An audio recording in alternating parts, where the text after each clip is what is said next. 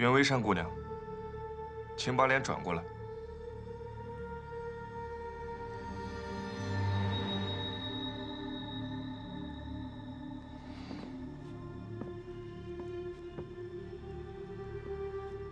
你说害怕传染，那为什么云微山姑娘不在自己房间休息，却要来你房间？为什么在我房间？是啊，我问你。你连这都不知道？什么意思？你难道不知道上官家世代名医？俺们家的紫韵祛毒膏可是出了名的一件难求。云微山姑娘，请把被子掀开，让我检查一下。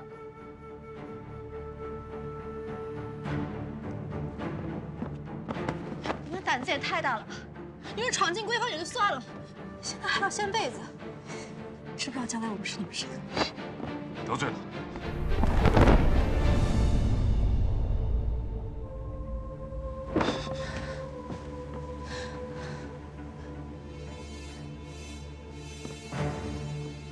你们有完没完？家里根本不是受你们屈辱的，你们这些侍卫等着被砍手砍脚，花眼睛吗？属下冒犯了，请二位姑娘在屋内休息，在没得到任何通知之前，请不要外出。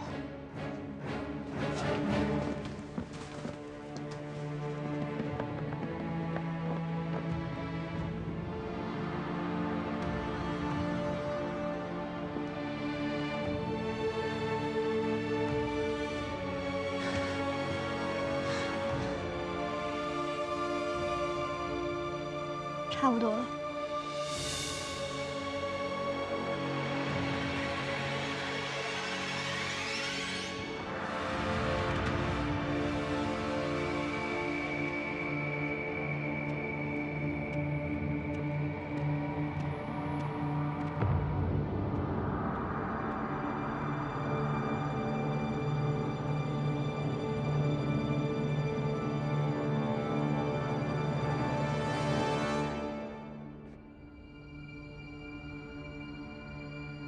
见过三位长老。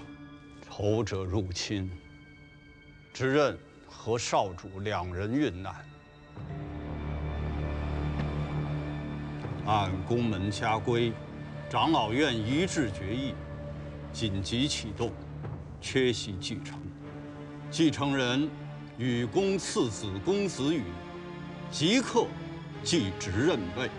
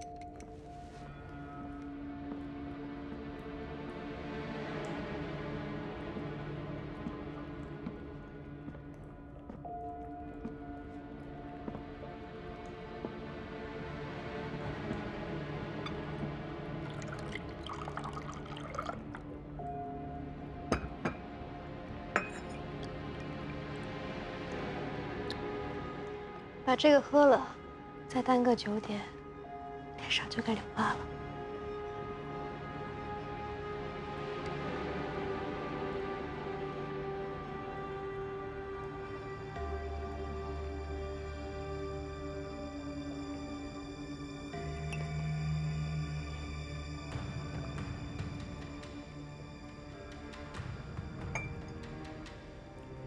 天地玄黄，魑魅魍魉，你也是魑，我是魅。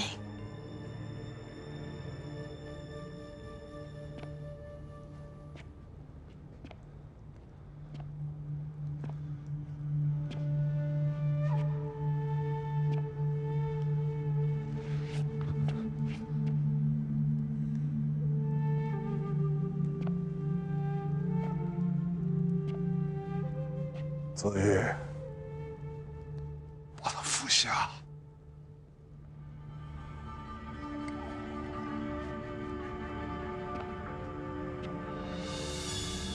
最见血，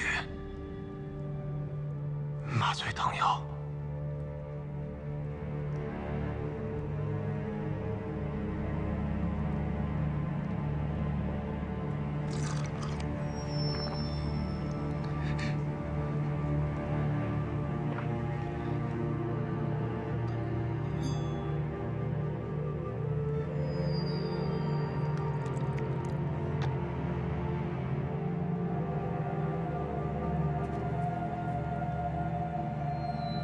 等等，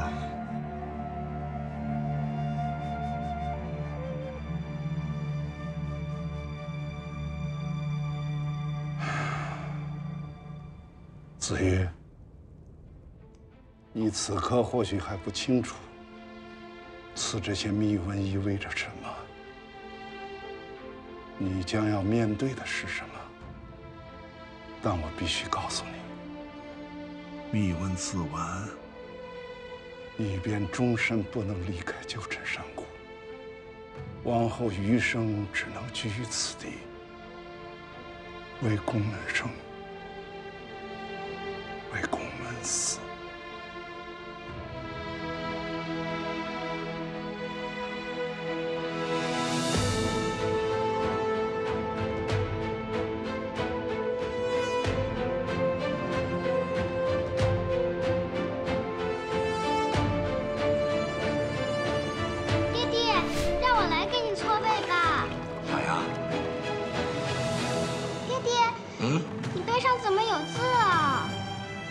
这是身为宫门执刃所需背负的责任，懂吗？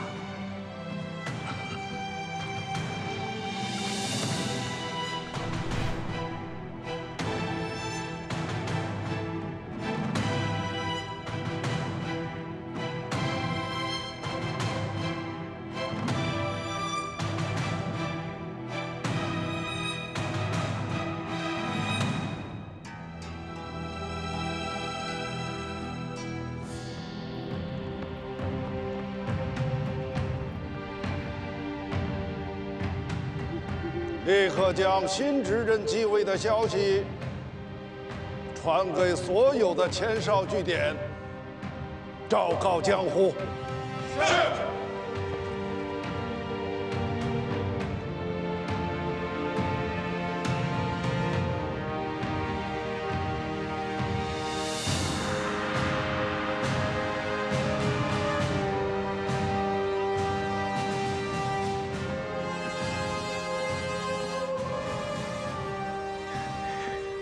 宫门帝亲一直服用你制作的白头醉，理应是百毒不侵，为何父兄中毒身亡？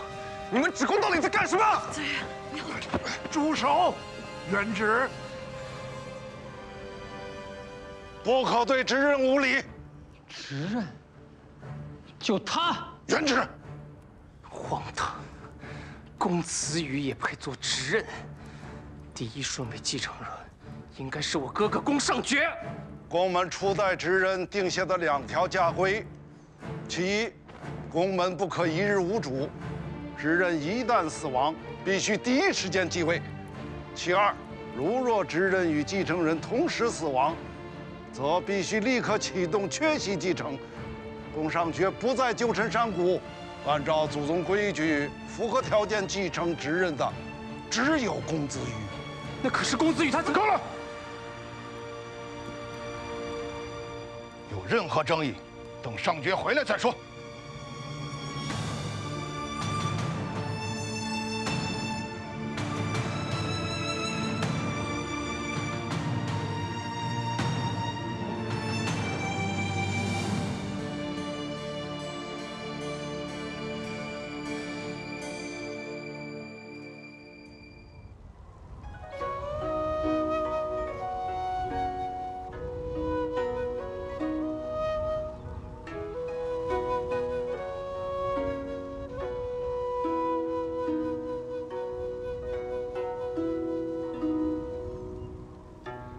我还会见到你吗？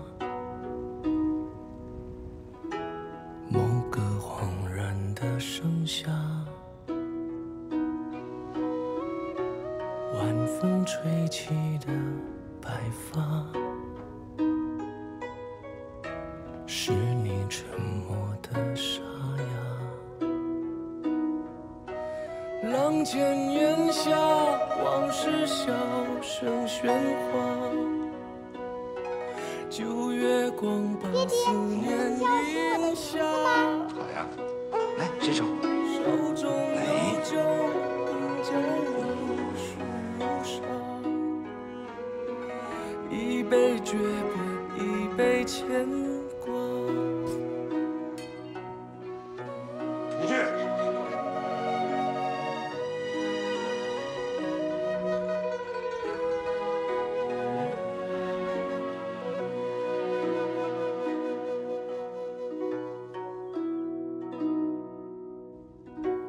你会偶尔想我吗？雨后孤独的闲暇。哥哥，远山在你跟爹爹也会离开我吗？不会的，哥哥会一直陪着你。有一双手在我肩膀放下，安抚所有软弱挣扎。大雪落下，伤口生根发芽。离去游子总要回家。人生聚散，仿佛每次擦肩。回首时，灯火阑珊。脚步深浅，心中万语千言。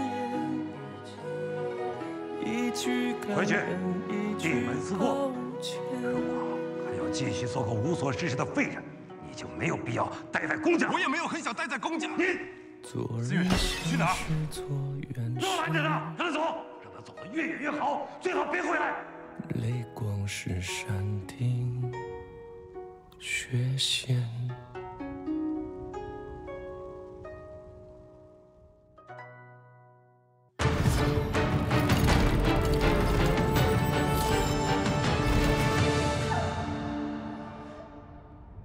宫门执刃被杀，消息确定吗？已经核实，确凿无误。是我们的人？还不清楚，不过以我们派出的刺客的能力，应该没有机会在这么短的时间内得手。况且，我们交付给他们的任务，也不是刺杀之人，也有可能是身份暴露后不得已的自杀。收到消息，郑二小姐身份暴露，宫尚爵已经前往浑元郑家探查究竟。收拾干净了，敬请放心，已经安排妥当，完全抹掉了。那就好，剩下的魑魅应该已经成功混入了宫门，我们就静心期待他们的表现吧。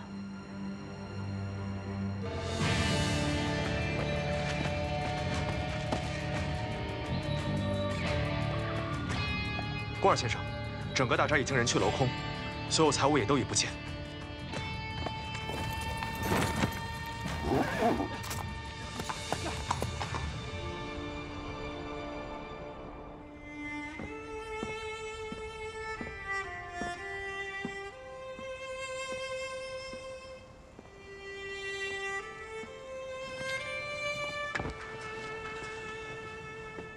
你是在这里守了一夜，还是一大早就来了？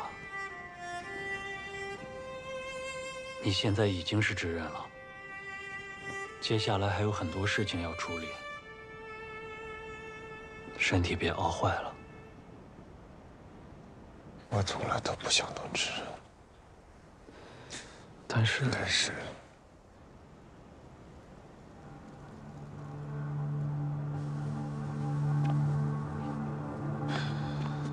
既然我现在已经是执刃，那就代表我什么都可以做，没人管得了我。你想做什么，父兄的尸体，谁先发现的？是武吉夫人。走，去找姨娘。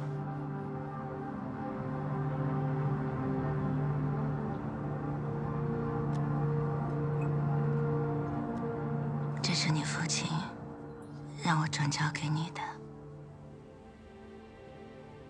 上个月他得了一张烧好的红虎皮，给少主做了一件外袍。剩余的部分，特意给你做了这个。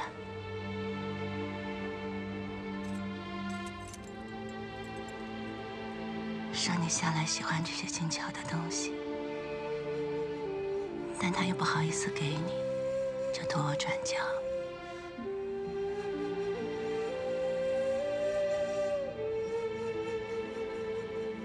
你父亲向来都是嘴硬心软，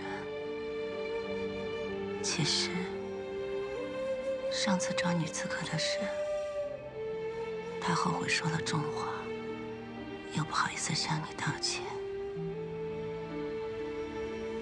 你别怪他。姨娘，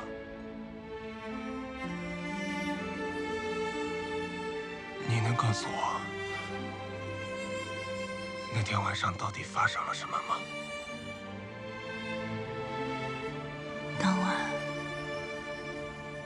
我在知人房间陪他，帮他温茶，然后少主就带了一个被绑住的女子来见知人，我自然起身回避。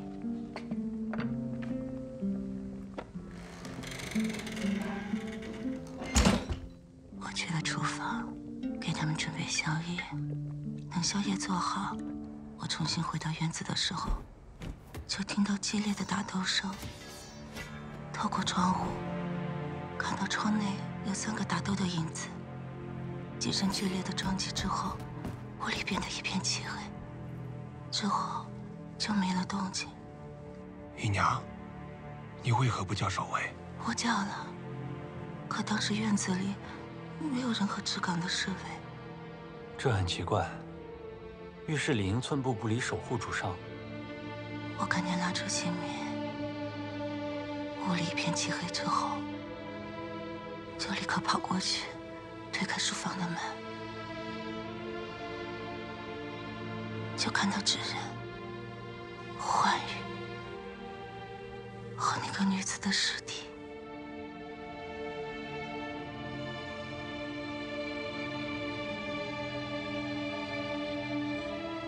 我见过那个女刺客，以她的武功，要说父亲和哥哥都死在她的手上，我不信。可那女刺客用了毒，应该是趁你父兄不备，偷袭得手。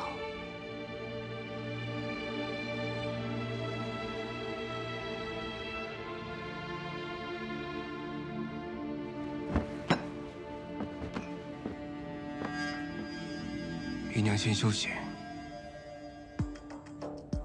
走，查查2个侍卫。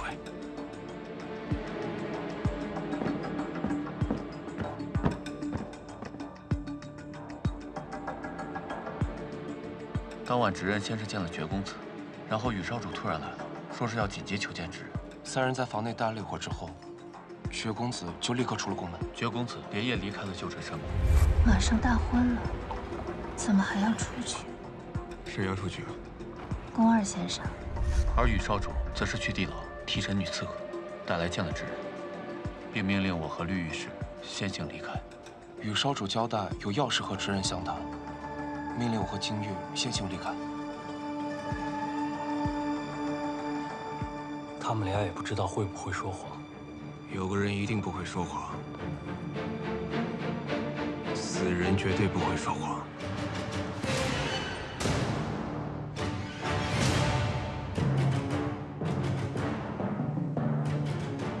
执人当心，发簪可能有毒。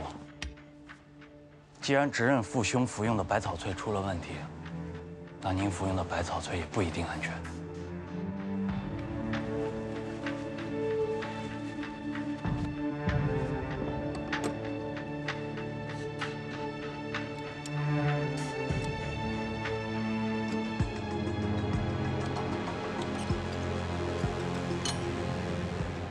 这发簪上的珠花乃是空心，这图就藏在珠画之中。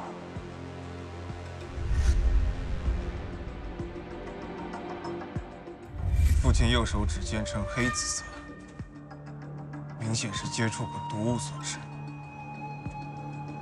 可是，我父兄他们是怎么接触到毒物的呢？会不会是发簪暗槽内藏有东西，被直人和少主取了出来？也许就是在取出来的过程中，直人父兄沾染了剧毒。内槽？可有发现东西？发现的时候已经空了，有可能是被外出的绝公子带走了。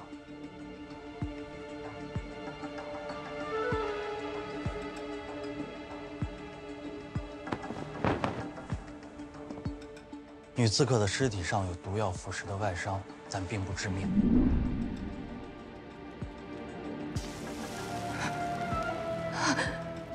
胸口处那个对穿伤口才是致命伤。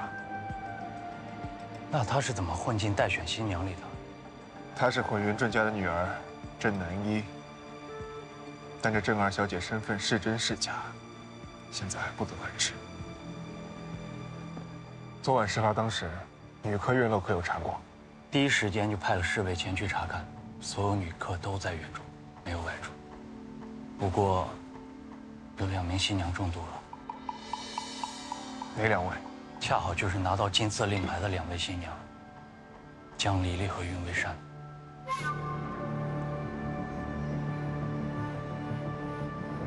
走。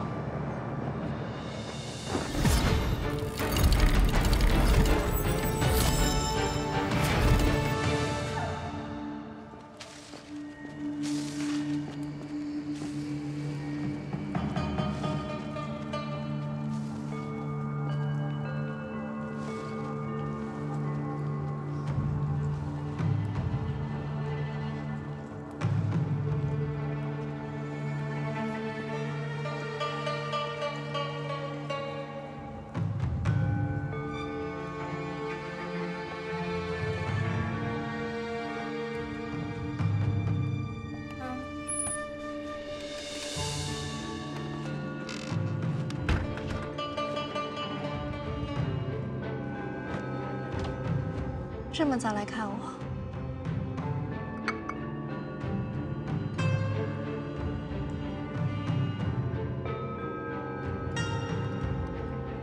你想多了。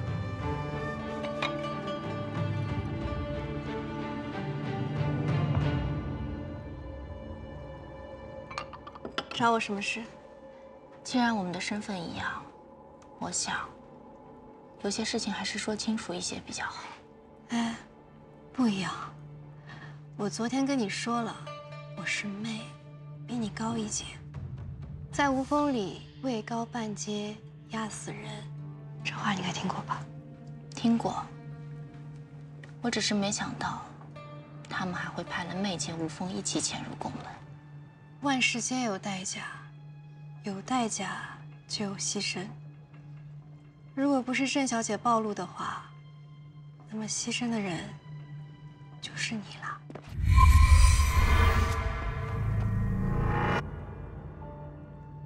她也是妹，她那么蠢，怎么可能是妹？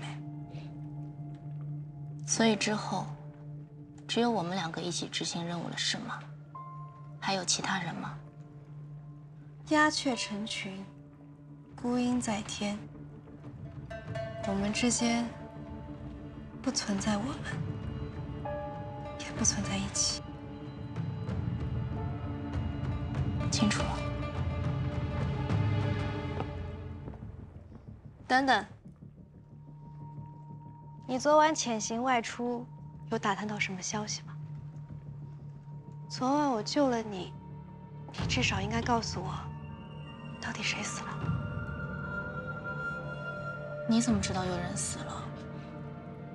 那么多白色天灯升空，仆人端着蜡烛、法事器皿往外走，我又不瞎，怎么可能看不出？直任和少主2个人都死了。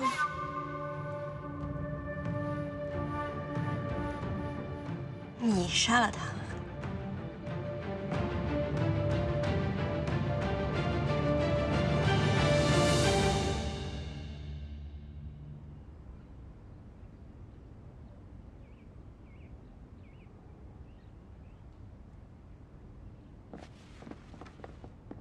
大夫，这姑娘她中的什么毒啊？有些复杂，感觉像是同时中了好几种毒。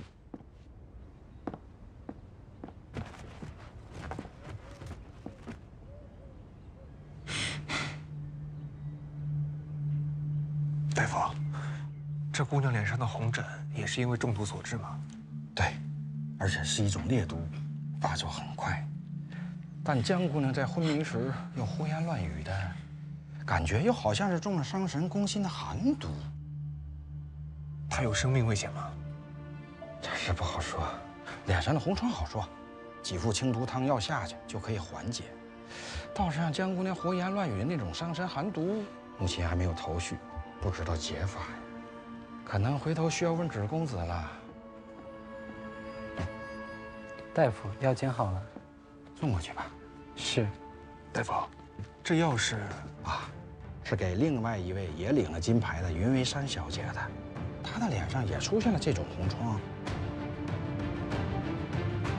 当然不是我杀的，刺杀执刃不是我的任务。那你的任务是什么？我们彼此之间应该不能交流这些吧？话是如此，但我也是好心。如果改日你像昨日那样鲁莽行事，到最后还是我帮你收拾烂摊子。如果我能提前知道你的任务，或许我还能帮你打掩护。毕竟，你要是暴露了，那郑二小姐不就白死了？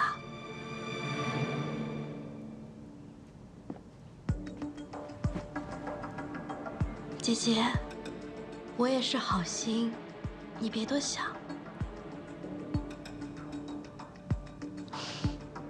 应该叫姐姐，是吧？你不是可惜郑小姐，你是怕我暴露了，自己也就藏不住了。宫门会意识到，既然有第二个，也就可能有第三个，对吧？你看，我和你之间还是有我们。所以，最好也一起。我都说了，我们之间任务不一样。你给江姑娘喝的茶里下了毒，你想取代她，我们的任务应该是一样的。江姑娘脸上的红疮，难道不应该是你指甲上的扣丹吗？你都看见了，这还要看？这不是无风的基本训练吗？我本来可以毫无痕迹的让江姑娘成为别人眼里的失心疯，但是你却突然出现。如果我猜的没错的话，过不了多久，我又要帮你收拾烂摊子了。大夫，这两位姑娘所中之毒和执刃所中之毒有什么关联吗？没有关联。多谢大夫。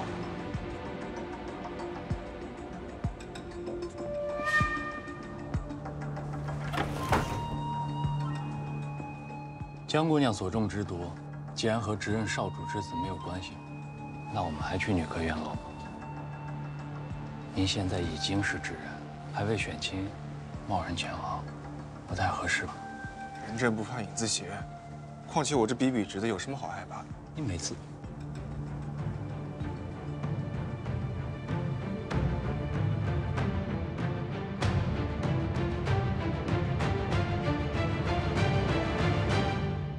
我给江姑娘的茶里没有毒，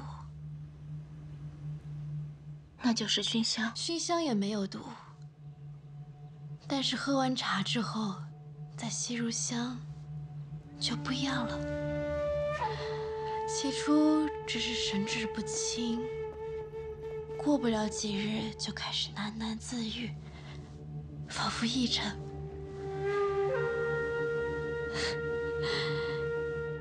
作为无风的刺客，你那神情未免有点不合时宜吧？你这么心软，迟早有一天要栽在上面的。我不伤害无辜之人。姐姐，你真有意思。说回我那熏香和茶，单独来看都是无害无碍的，就算派人查，也无从查起。我本是好心提醒你，这茶已被我动了手脚，不要喝，但是你却自作聪明，弄巧成拙。现在好了，江姑娘脸上的红疹和你指甲上的扣单，可都是铁证。我要是你的话，我现在就去把这指甲给洗干净。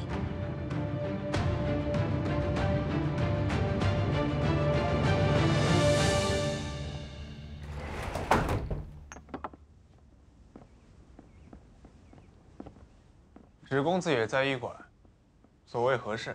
知人大人，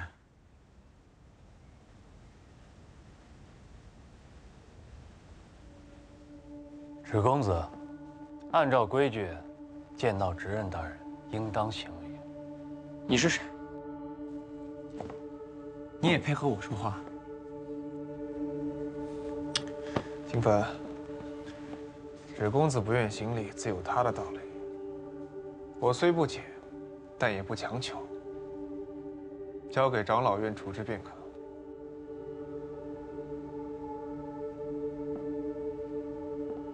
执刃大人，芷公子不便客气。芷公子专精炼毒解毒，且负责剖检我父兄的遗体，可有结果了？执刃和少主所中之毒是公家自己的毒药宋仙尘，此毒发作极快，若不及时解毒，必定身亡。芷公子的意思是，还是有法可解的喽？有，但很难。哦，从这味毒药研制成功以来，几乎没有解救成功的先例。宋仙尘是扩散性剧毒，会随血液遍布全身，留给解毒者的时间近乎苛刻。有多苛刻？心跳200次。那如此烈性的毒药，获取难吗？看来执刃大人对宫门事务不怎么了解啊。宋仙尘在旧城山谷内外的各宫门据点都有贩售，只要出得起价。芷公子的意思是，宋仙尘之毒难解却易得。那芷公子，这毒难防吗？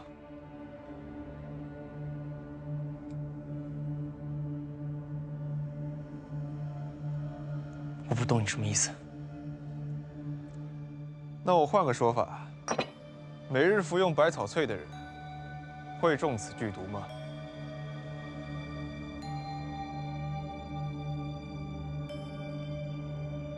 不会。那我父兄二人每日按时服用百草萃，却中了毒，那我是不是可以问责那些制作百草萃的人？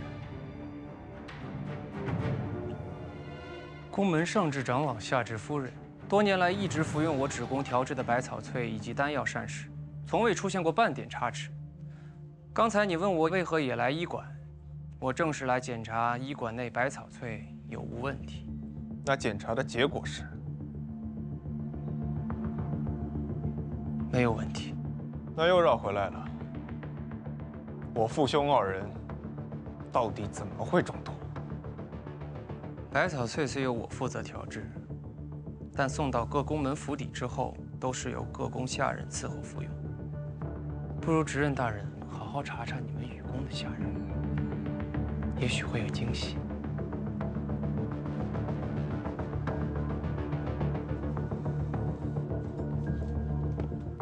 雨宫的人，我自然会查。你确实该查，而且执任大人的位子还没坐热，就无凭无据空口栽赃我们芷宫，也是厉害。证据我会找到的，你等着。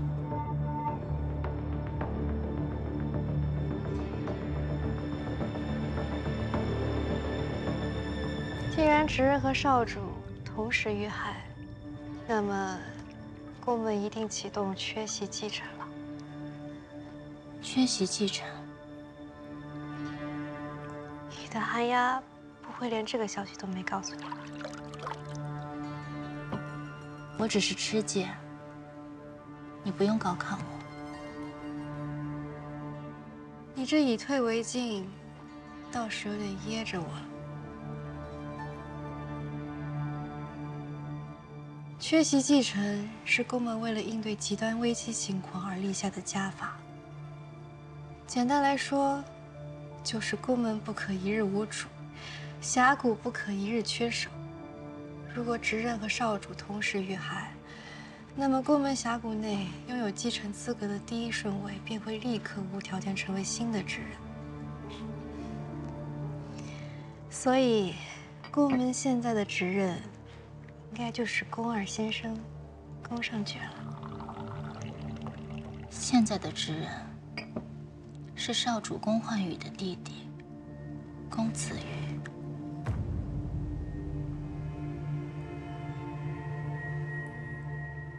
宫尚爵昨晚连夜出了山谷，并不在宫门之内，所以按照顺位，由公子羽继承了执任之位。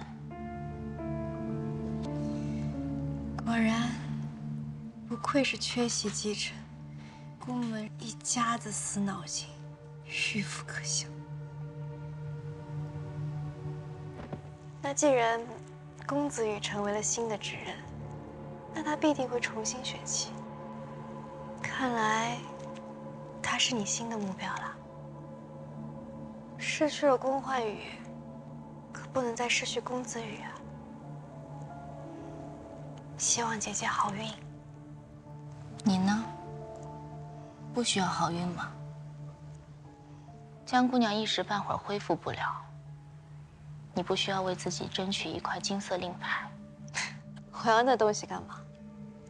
有了金牌，公子羽无论是选你还是选我，我们的任务都更容易完成吧？我又不用公子羽选我，而且，你以为我没有金牌，是我拿不到吗？今晚所有女客清水沐浴，明日早起，勿施粉黛，不可熏香。保持素玉之身，冰洁之气，静候通传。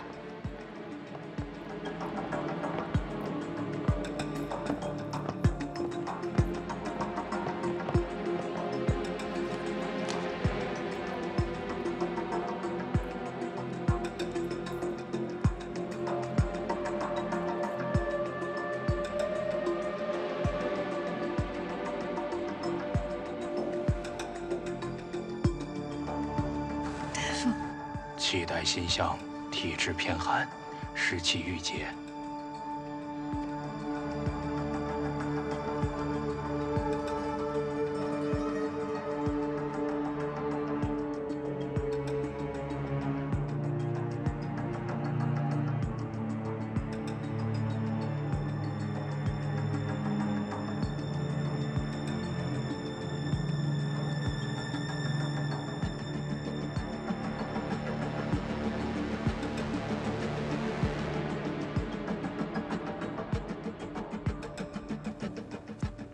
你是故意不要金色令牌的，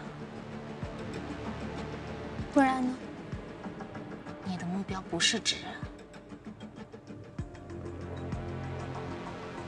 我的目标可比执任难对付多了。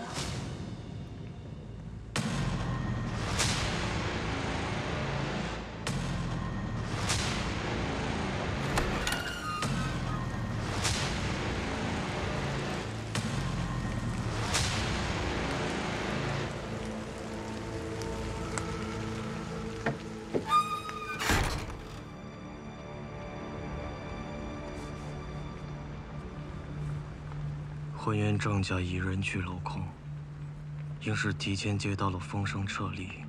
另外，少主命我追查之时，暂无外泄迹象。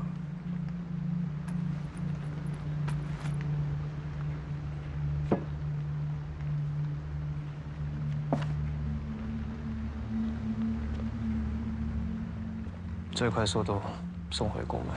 是，快！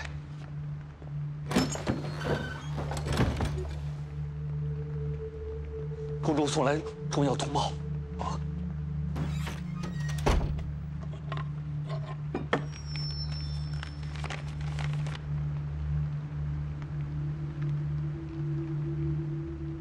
薛公子，念，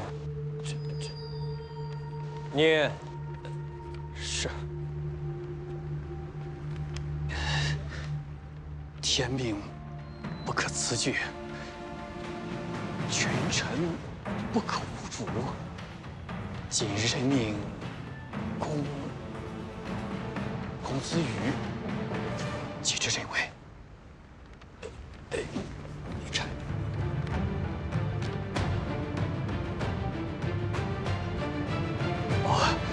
当年。 离少主一事，时至今日，属下心中仍然有不平。在我心目中啊，薛公子才是宫门之任的不二人选呐。你不关心宫门发生了何种变故，不关心老之任因何身亡，你关心的是谁做的新之任？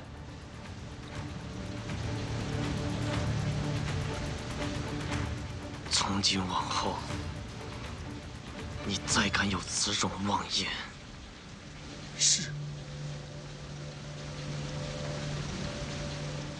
我的马已奔波数日，疲乏困倦，去帮我找一匹最快的马。是啊。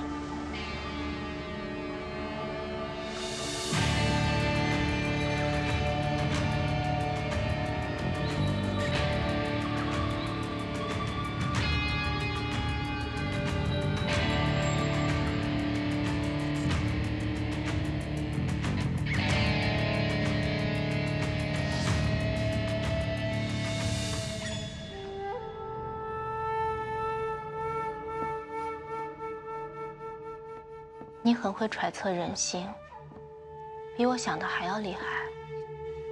姐姐客气了，毕竟我可是妹啊。不过你也比我想象中聪明很多。我本以为你刚到宫门，环境生疏，第一晚就莽撞的夜行刺探，非常不妥。现在想来，你其实早就算过了吧？ 当初公子羽带我们离开地牢的沿路，你其实就已经掌握了宫门夜晚巡逻的动线。大婚前晚，所有女客都会早睡，谁都不会打扰新娘，是夜行刺探最佳时机。若不是当晚执刃遇难，你的行踪根本不会暴露。哦，对了，当初你故意从新娘队伍里逃脱。 也是为了引起公子羽的注意吧？毕竟公子羽第一次来地牢的时候，眼里可只有我呢。你假意逃脱，让他来追你，然后又故意拿了他的宝贝面具不还他，让他再次来找你。姐姐真厉害。我没有你想象的如此精于算计。上官姑娘不用太过高看我。 我只不过不想在半月之期到来之时，两手空空去见寒鸦而已。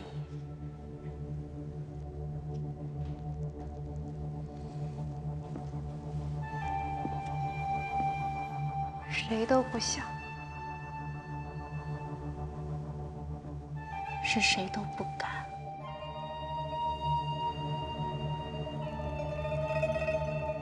喝下这个。 你就是真正的吃鸡了。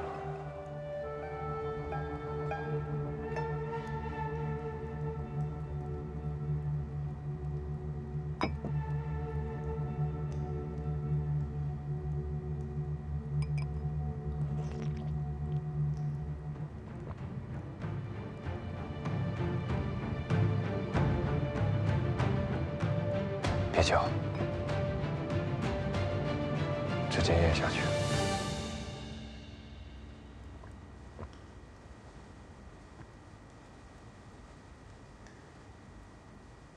这里面是什么？虫卵，是复古之影的虫卵，也叫做半月之影。用它制成的毒药，名为死士，意思是誓死效忠无锋。这是魑魅魍魉的专属毒药，喝下它，复古之影会在你的体内寄生。平日里倒不会有什么影响，就是每隔15日，必须要服一次解药。这次进宫门，不知道多久能回来了。你是否得把死士的解药都给我一点？每隔半个月，会有无锋的人在旧城山谷的镇上和你们接应。有收获，就有解药。后面的话你不用说了，我肯定能拿到解药，你放心。而且，从吃到妹，我受过的苦还少吗？这些蚊虫鼠蚁，我才不会放在心上。不管多痛苦的折磨，我都受得住。你受不了，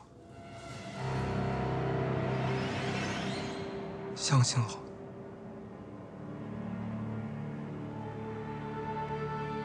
你受不了，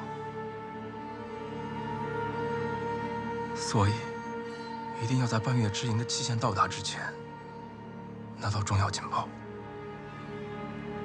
或者做出让无锋满意的事情。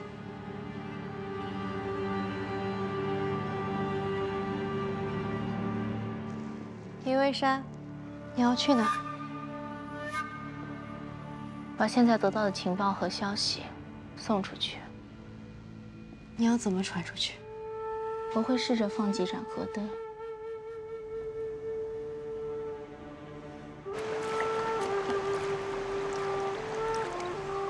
等等，河灯？谁大白天的放河灯啊？金凡，你把河灯捞起来后去上游找人，如果找不到，就来下游找我。下游？为什么要去下游追？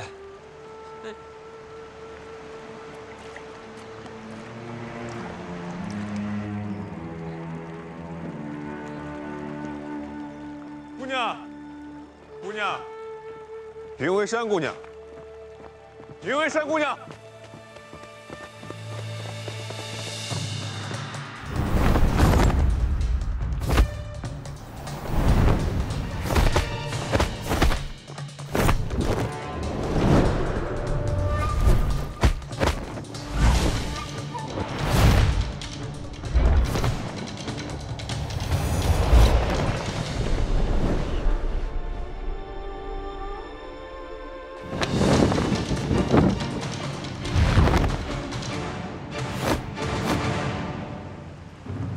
山，果然是你。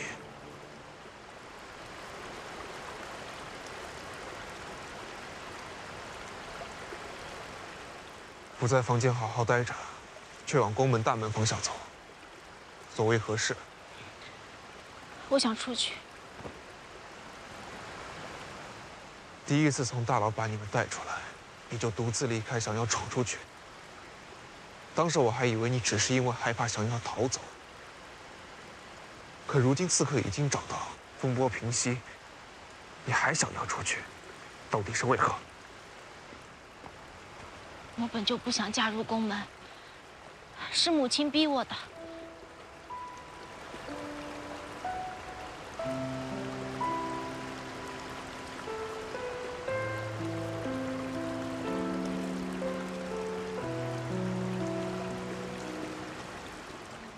不能放！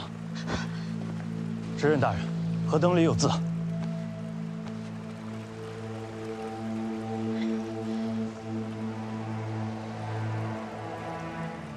为善。何登离遣这么多次来，是想让何登漂流而下，把这些信息传到宫门之外吗？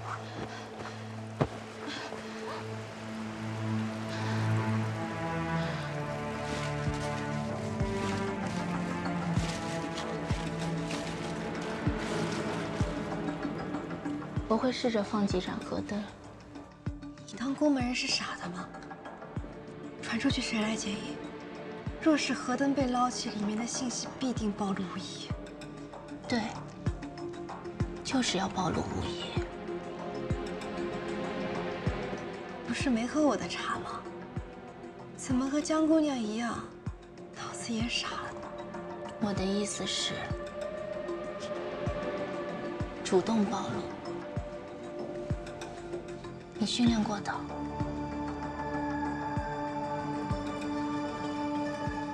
我明白了。在遇到暴露身份的危机之前，主动暴露一些并非致命的信息，皆隐藏真正的计划和身份。没错。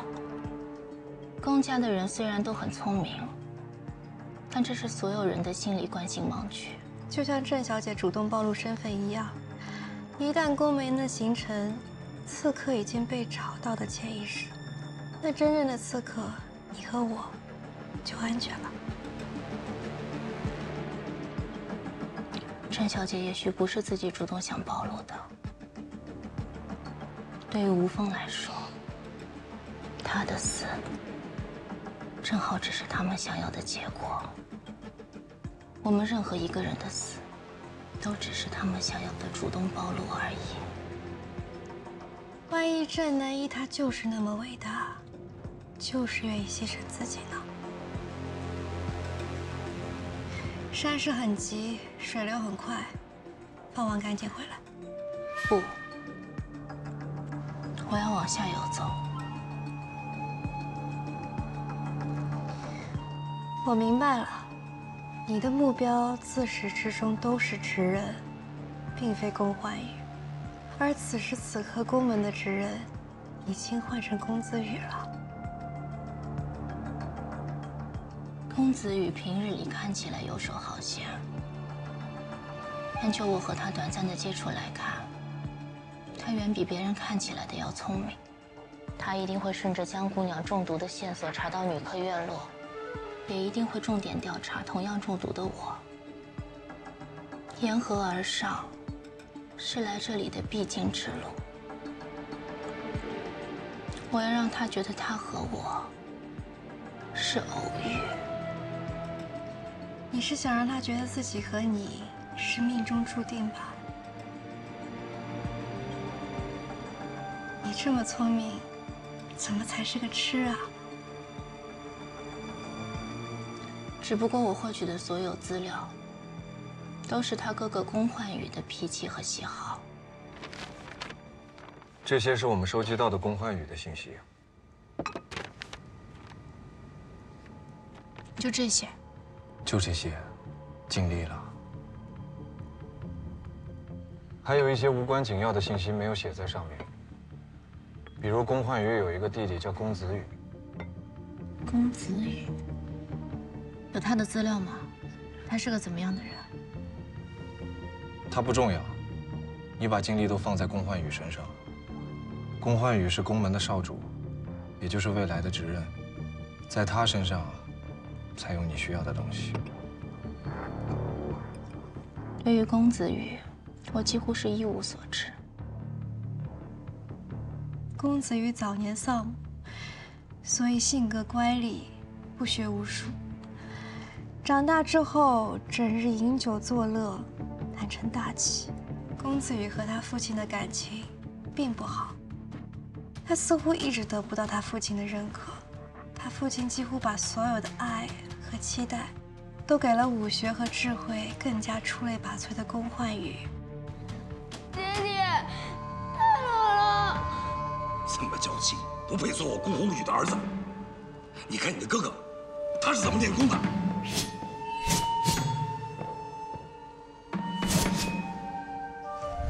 所以，公子羽就更加自暴自弃。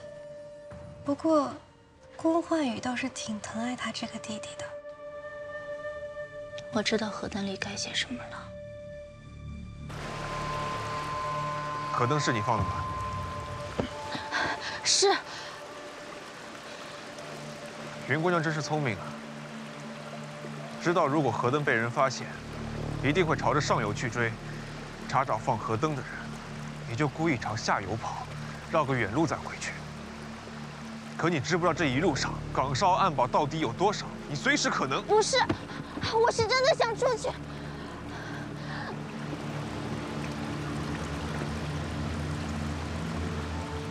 雨公子，求求你，放我出去。而且宫门中一直有传言，说公子羽并非公家之子，他的母亲兰夫人在嫁入公家之前，已经有心上人，日夜思念，总是想着逃出宫门去，最终郁郁而终。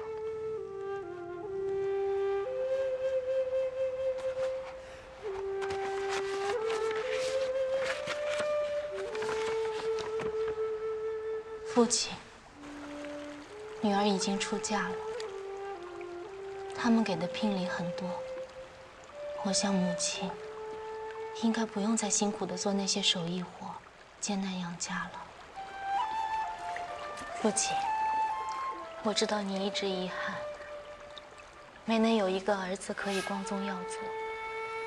你总是对我说，一定要嫁个好人家，让镇上的人都看看。云家的女儿是好福气的，但爹爹，我没有被执任大人选上，可能要让您失望。这真的是写给你父亲的？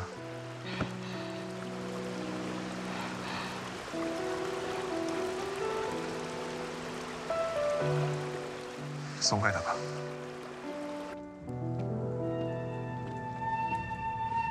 不管你的任务是什么，如果你要离开这个院落，一定务必注意警戒路线。我可以画一份给你，尽量不要走东边那条路。因为神，你最好不要骗我。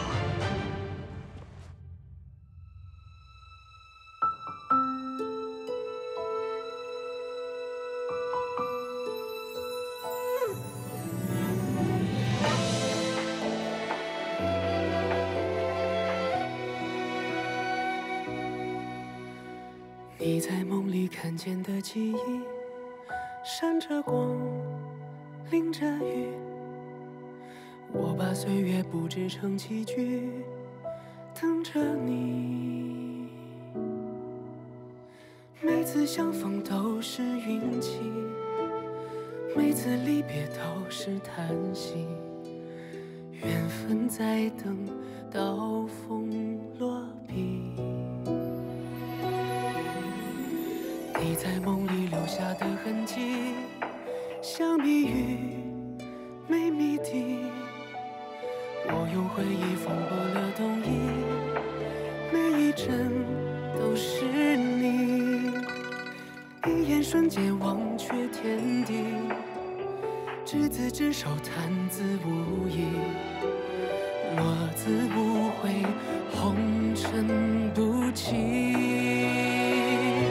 我跨越山水奔向你，找到你，抱紧你的心，不在乎他们的提醒，我抱紧了风里。